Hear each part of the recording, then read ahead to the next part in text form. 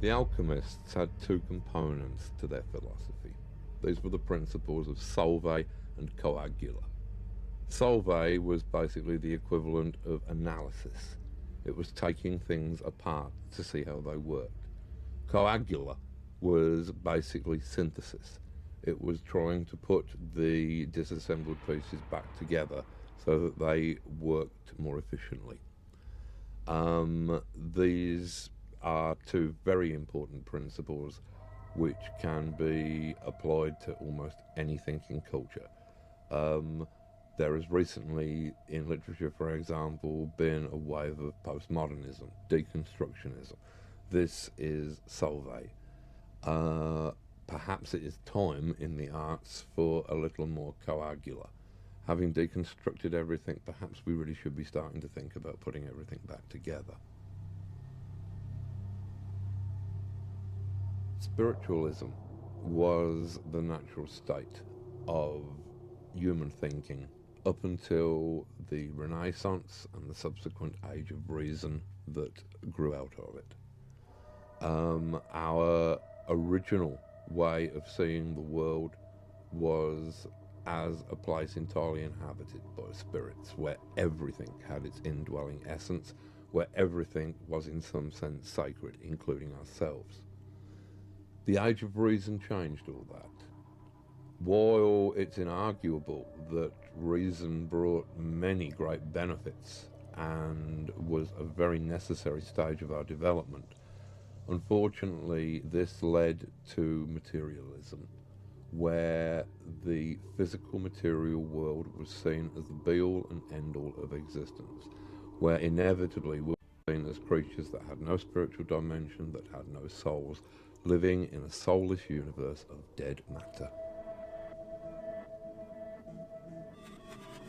In the mid-1980s, I was asked by an American legal institution known as the Christic Institute to compile a comic book which would detail the murky history of the CIA from the end of the Second World War to the present day, covering things such as the heroin smuggling during the Vietnam War, the cocaine smuggling during the war in Central America, the Kennedy assassination, and other highlights.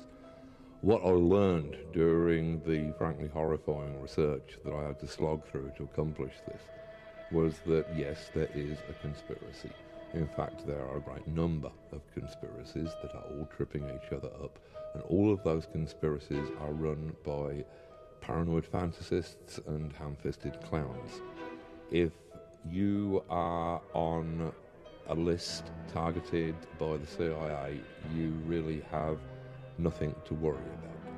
If, however, you have a name similar to somebody on a list targeted by the CIA, then you are dead. The main thing that I learned about conspiracy theory is that conspiracy theorists actually believe in a conspiracy because that is more comforting. The truth of the world is that it is chaotic. The truth is that it is not the Jewish banking conspiracy or the grey aliens or the 12-foot reptiloids from another dimension that are in control. The truth is far more frightening. Nobody is in control. The world is rudderless.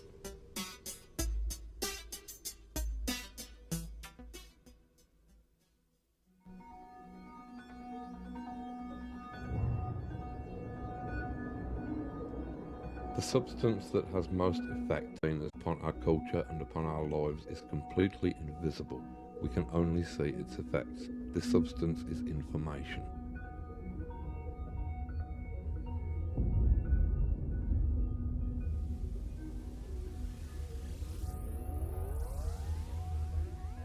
Science started out as an offshoot of magic. The two became completely divorced from each other and bitter enemies, although I tend to think that at the present moment the two are growing back together again. I was reading recently that people at the cutting edge of quantum physics believe that information is a super weird substance, to quote the actual phraseology, which underlies everything in the universe, which is more fundamental than gravity or electromagnetism or the two nuclear forces.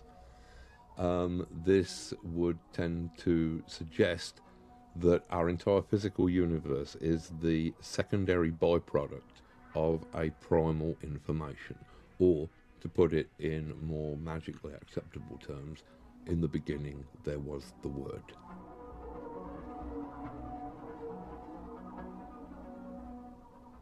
As I understand the theory of period information doubling, this states that if we take one period of human information as being the time between the invention of the first hand axe, say around 50,000 BC, and 1 AD, then this is one period of human information, and we can measure it by how many human inventions we came up with during that time. Then we see how long it takes for us to have twice as many inventions. This means that human information has doubled.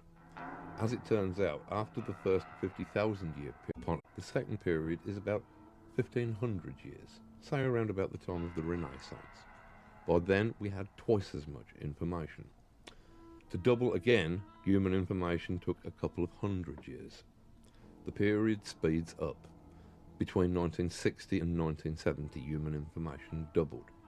As I understand it, at the last count, human information was doubling around every 18 months. Further to this, there is a point sometime around 2015 where human information is doubling every thousandth of a second. This means that in each thousandth of a second we will have accumulated more information than we have in the entire previous history of the world. At this point, I believe that all bets are off. I cannot imagine the kind of culture that might exist after such a flashpoint of knowledge. I believe that our culture would probably move into a completely different state, would move past the boiling point from a fluid culture to a culture of steam.